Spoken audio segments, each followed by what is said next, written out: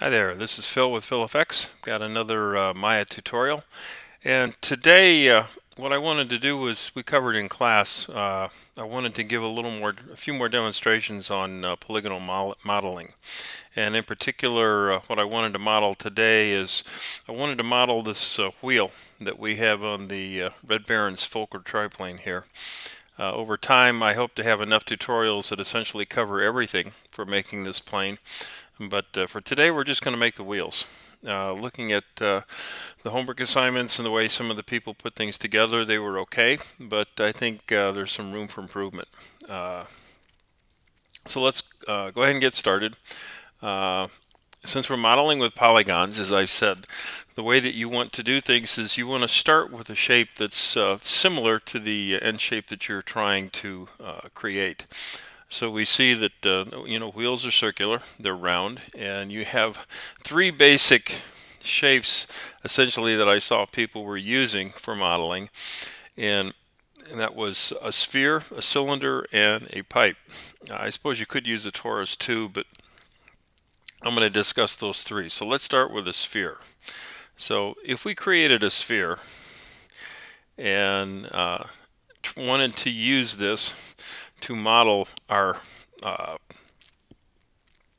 pipe with, or model our wheel with, you could do this. I'm not going to say that you can't. Obviously looking at it, it's round. If we get into a cross section here, so we can see this, I could take and move this down and get that pretty much centered on there. Go back into here.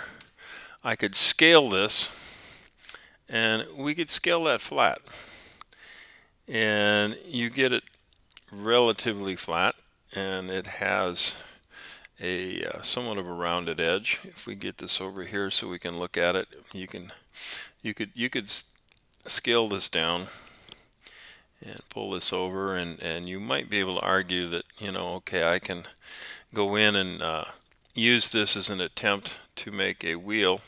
And depending upon the model and where the model is used, you might be able to get away with that. Let's see, we zoom in here. The difficulty comes, however, if you use a sphere, it's where the edge loops lie. And you can see that the edge loops don't follow the shape of the wheel. The wheel is going around, and these edge loops go in a radius, vertical and horizontal, and they essentially go across the wheel. And because of that, if you wanted to expand upon the hub or the tire itself, it makes it very, very difficult, because you can see, in fact, if we zoom in here, if we just look at where the radius of the wheel is, or the tire to the interior wheel, it doesn't align with any of the edge loops that we have in this sphere. And because this doesn't align with any of the edge loops, you can see that you'd have some significant challenges in trying to create some edge loops that do align with those, so you could actually model this correctly. So without spending any more time on that, this really is not a good selection for a primitive. So let's go ahead and get rid of that. And let's go to the next one. Let's look at a cylinder. A cylinder is a little bit closer. And if I go in and we tilt this down so it's lined up, and we could go into our quad views here, and you can see right off the bat that it's a lot closer to the shape that we would see for a wheel. I can go in and I can narrow this down and go back to here. Let's scale this, move this over, and scale this in. And if we zoom in, looking at the outer edge loop, we can see that this, in fact, does have edge loops that follow the contours of the wheel itself. And if I went into this primitive cylinder and I added some more resolution on the end caps. We could see where I could get some edge loops in here, and I could slide this edge loop up so it lined up with this, with the border line between the wheel hub and the tire, and that could actually work. The only problem with using a cylinder that I can see is this vertex right here in the center.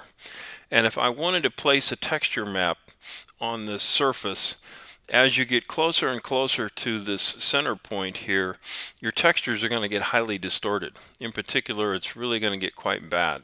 And if I wanted to place a texture map on here, it's going to be difficult without some kind of a PTEX program like Mari, where I could paint textures on the surface. It's going to get quite difficult to put a non-distorted texture, especially as it gets closer and closer to the central hub.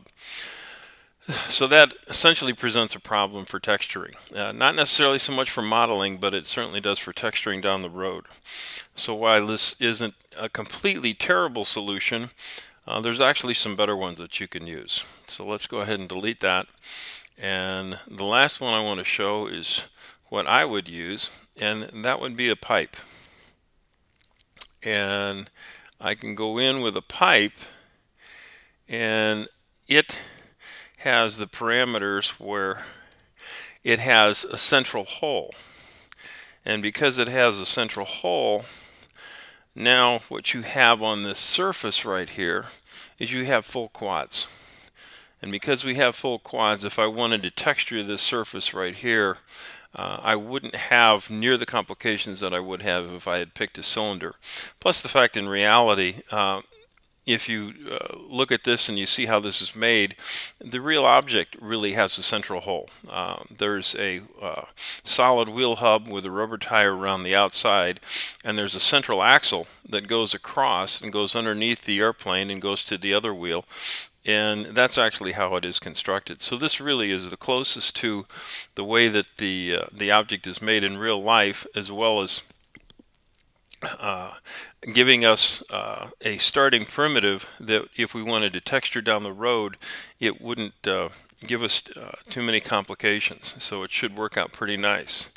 It turns out I've already modeled this once, and if I just do a quick hide on here, we can see what the finished wheel looks like. And if I zoom in here and we come up, you end up with a fairly decent looking wheel. I've got some detail in here where the hub goes across and meets the tire. If we look at it on edge, I've pulled that one central hub out, as you can see, and if we go look at what the picture looks like here, you can see on both sides, here's my tire here and the tire over there. There is actually kind of a dishing out of that central hub as it goes out to meet that axle. So this ends up working up pretty good. So what I'm going to do is I'm going to walk you through the process of how I created this wheel. Just a little precursor for all you experts out there. I'm sure that there's 50 different ways to make this wheel even better, but I think for the purpose of creating just a standard kind of wheel and something that will stand up to the scrutiny at least of modeling and rendering with the plane all by itself, this should work out quite fine. If you wanted to get to a lot more detail, where perhaps you have an application where you want to really zoom in close, then obviously you'd spend a lot more time putting a lot more detail in this. But for the purpose of this exercise and what we're doing, I think this should work out great. So let's get back to my pipe. Shift H will show that. And because I want to be able to flip between wire mode,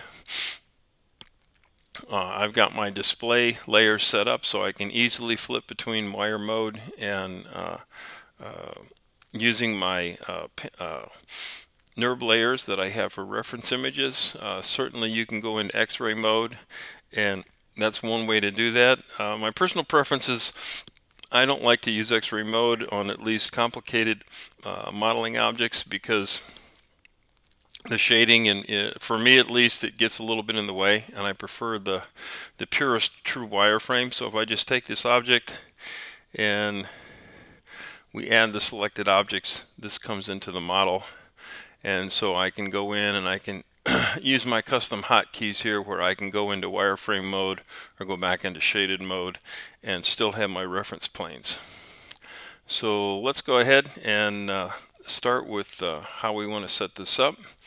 And first off, I want to let's zoom in on this picture just a little bit and look at this, because we want to plan how we want to build this wheel. So we have this tire around the outside, and I already know that I want to probably put some detail right around this border that goes between the rubber wheel and the solid metal plate that's the wheel, the real wheel itself and the tire, excuse me. So right at that border. So initially I probably want 3 edge loops at a minimum, one on the side of the tire, one right on the boundary, and one on the side of the metal dish here.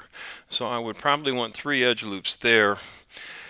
And there's an edge loop in the center here, and I probably want at least one more out here so I can tighten up this corner going around here. So that essentially makes it we probably want at least 4 or 5 edge loops on this end surface. So when I look at the initial construction that I have on here, I can go in and we see the subdivisions on the cap, and currently there's 1. If I make that 5, I think that's going to give me what I'm looking for. Here's my 1, 2, 3 that I want to put at the border between the rubber tire and the metal plate, and here's my extra one that I want to put that's going to be close to this hub. The fact that they're evenly spaced right now, we don't need to concern ourselves with that. The other thing I like to do on this initial construction is I don't have anything splitting in the middle, and I think I'd like to have at least one more subdivision in there, so that puts that around there. And really I'd probably like to see a little bit more resolution right off the bat. Now normally I say that you want to work with as minimal resolution as possible to get started, but for what we're doing, because this is so symmetric, I actually probably want to increase this just a little bit so we actually don't have to do any radical kind of smoothing later on. So for the subdivisions on the axis, instead of 20, I'm going to take that up to about 32. So now what we want to do is take this initial, essentially look like a donut that we've got, and scale this to the correct size of what this tire looks like off the bat. So let's go in here and open my views, and the first thing we want to do is let's kind of slide this into place so we can get this aligned. And again, like I like to remind my students, this isn't a CAD class. We're doing art here. So you want to get it close, and you want to get it so it looks right, but it doesn't need to be exact. So that looks pretty good right there for what I want. And if we go back here, go to here, let's go ahead and move this. And then we can scale this in width. So the width is approximately what I want. Now, I'm not going to worry about this dishing out. I'm going to take care of that later. What I want is I want this to be pretty close to what the actual width is of the tire right off the bat. So I'm hitting my W and my R key so I can switch between move and scale. That looks pretty good there. And then the last thing I want to do, and I can still do this because I haven't modified any of the base polygons, is I want to change this thickness so I can get the central hub about the size of that diameter. So let's go back into this view here and go into my poly pipe, and I want to change this thickness, and I want to increase that. So I'm at 0.4. Let's see what 0.5 does. That gets me a little closer. I can click on this and I can middle mouse drag, and 0.6 looks pretty close. Let's see here, maybe 0.62. Let's see what that, I like that. That looks pretty good. All right. So now that we have that, That's a fairly good start for what we want for this wheel. And we have the basic shape, we have the size of the central hub is where we want it. I've got enough resolution of edge loops on the surfaces that this is going to work fine for me. And I can work in the details of where the tire is versus where the hub is. So let's go ahead and hit save. Now what I want to do is we want to slide these edge loops. So the edge loops are where we would like to see them. And the first ones I want to slide, let's go back and look in here. Yeah. Okay, we want to slide this edge loop here and slide that down just a little bit. All right. So it's a little bit closer to this boundary. I want to take this one and I want to put it just above where the boundary is between the dark tire and the metal rim. So, and I want to do the same on the front as I do on the back. So go into perspective mode, select edge, and the way we select the edge is I click once and I get just one edge. If I double click, I get the whole edge. If I go around now and I get the other side, I hold down Shift key and double click on the back edge, and now I have both of those selected. All right. Now in terms of sliding this edge loop, there's really two ways we can do it. Because, as I explained in class, because this surface is flat, we actually could use the scale command, which would actually scale in 2 dimensions. In this case, it would be in our YZ plane. We could scale both loops. And if I go into here, we look at that, I hit the R key, you can see I can scale this, and we could scale that and both would move together, and using the scale that would work fine. If the other way to do this, hit Command Z, is to go in here and on our mesh tool we have this tool here called Slide Edge Tool, and I can take this, and with the Slide Edge tool now I drag with the middle mouse button to slide, and so I can take and I can drag, and you can see I can slide that, and I can slide both of those. And again, both of these work the same way and they will accomplish what we want. It's really up to you which one you want to use. If this surface had a taper to it, then you wouldn't want to use the scale tool, because if let me explain this maybe a little bit better. If we look on this surface right here, because this surface is flat, both sides, the front and back of the wheel are flat, and because they're flat, when we scale, it scales perfectly and it slides with that flat surface. If we had, and let me divert quickly, and I showed this in class, instead of having a flat surface, let's say we had a cone. And on this cone, I had some subdivisions here, and I went into edge mode. And if I grabbed an edge here, if I went in and I used this slide edge tool, I can middle mouse drag, and you can see that that edge slides up and down, and we keep the same angled profile of our cone. The cone still looks like a cone, it's just sliding that edge along there. If, however, instead of trying to slide that, I went in and I wanted to do a scale, and I tried to scale in 2 dimensions, now when I drag that, you can see what's happening. I pinch that cone. So because this surface here is not flat, scaling, it may, maybe this is the shape that you want, but scaling is not going to allow this edge loop that goes around the cone to slide up and down and follow that profile. It's actually going to pinch off. So I wanted to point that out. It's an important thing for modeling. Times somebody may see me do a slide instead of moving the edge loop, and it's, why did it work in one case and not work in the other? Well, that's the reason why. So we move those ones. So let's go in. Let's go into edge mode again. I'm going to select that one, and now I want to select, hold down Shift, select the inner one. Let's go into our view here, And I'm just going to go ahead and use the scale, and I'll push that right to about there. That's good. Drop that. Go back into our view here, and now I'm going to select that inside one, hold shift, select that one, go back here, change our view, R for scale, scale that back up, and now I have that moved just about there. Okay. And then the last one we want to do is this inside ring.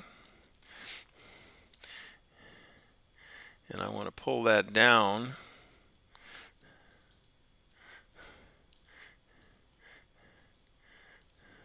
So I have both of those selected. Go into this view, and I want to pull that down close to right there. And what that's going to do is that's going to give us some edge definition. So when we smooth this around that inside hole, it's going to look closer to what we want. So let's go back to our perspective view, drop everything, go into object mode, and right off the bat we're starting to look like the tire we want, the wheel. If I smooth that real quick, you can see that. You can see what putting in that loop is, how that helped us out. You can see it's still a little bit more rounded here than maybe what we like. I'm going to fix that, but what I want to do first before I do that is I want to pull this center ring out, because as we saw going over to here to this view, there's a dishing that comes out, and so we want to pull that one side out so we get that kind of dishing that happens on that profile. So the best way to do that, there's a number of ways you can do it. I think the simplest way really is I want to go in, and we'll go back into edge mode, and I'm going to get this edge loop, hold down shift, get that interior edge loop, so I have both of those loops, and go into here. I have those selected, and now I'm just going to pull that out. And we can see this is where you get into a little bit of an artistic judgment here, but I think what you're seeing right there is probably some kind of a nut or a cap that's on that axle that holds the wheel in. But at this point right here is just about where the dishing comes to an end. So I think that looks pretty good right there.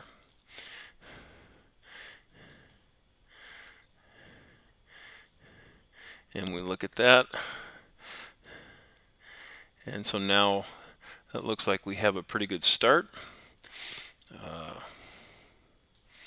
You can see we have that dishing. I smoothed that out, and that's starting to look a little bit better. What I'd like to do is I still would like to get a little less roundness on that inside core. So the quickest way to do that is actually, let's go in and we can insert an edge loop. So I get my insert edge loop tool, and I click on here, and I want to put an edge loop that's pretty close to that corner right there. And what I do to the front, I want to do to the back. So I'll put another edge loop right there. Drop the tool, hit 3. Now you can see I'm keeping a pretty tight edge. That looks a lot better the way that that works out. And all we did was we just added a couple of edge loops real quick to do that, to get that. So now what we want to do is we'd like to get a little more definition on where we have this this hub. All right, so we see that we have this out, but it just kind of looks like it comes in and comes flat. So what you want to do is we really would like to have some kind of a bump that goes around there.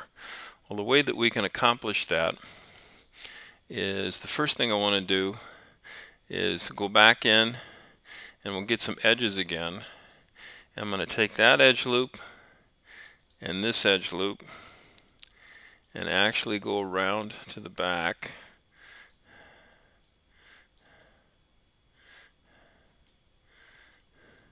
And hold on my shift key, get this edge loop and that edge loop. And now what I want to do is I really want to take and push those in. Because I've selected those and we're symmetric, I can hit my scale tool and go in here, and I really just want to collapse this just a little bit and push that in on that axis. And that's going to make just a little bit of a bevel. Okay? You can see that. See that there? And you can see that we accomplished the same thing on the other side. So we have just a little bit of a bevel. Because I grab both loops at the same time, it does it equally for us. And let's see, click that. So that's looking a little bit better for us. And we can still improve this just a little bit more. And what we can do is we go into edge mode again, and I'm going to grab this edge, shift click, grab that inside edge, and now what I want to do is I want to go in edit mesh, and I want to use the bevel tool here, and let's pull up the parameters. And I've used this before, and what I ended up wanting to do was 2 segments, and 2 segments looks like that should work pretty good. So let's add a couple of segments to that, close that off. And what that does is it gives us a little more definition right on the top and the crest of that peak. Okay, so there, if we go in, and now if I go in object mode, we select this and smooth that out, and there we go. And that essentially is the finished wheel. And we can go in, and in a future tutorial, I'll go in and we can do some UV mapping, and we can put the tire and the tread on the rubber part out here. And we'll put in some texture maps and dirty the map up and make it look like it's kind of old used paint, like this looks like. And we'll put a texture map on the outside and on the inside to get that whiteness. But that was just a real quick tutorial on how we can build a wheel. And so this has been Phil with Phil Effects. Hope this helps you out. Catch you later. Have a good day.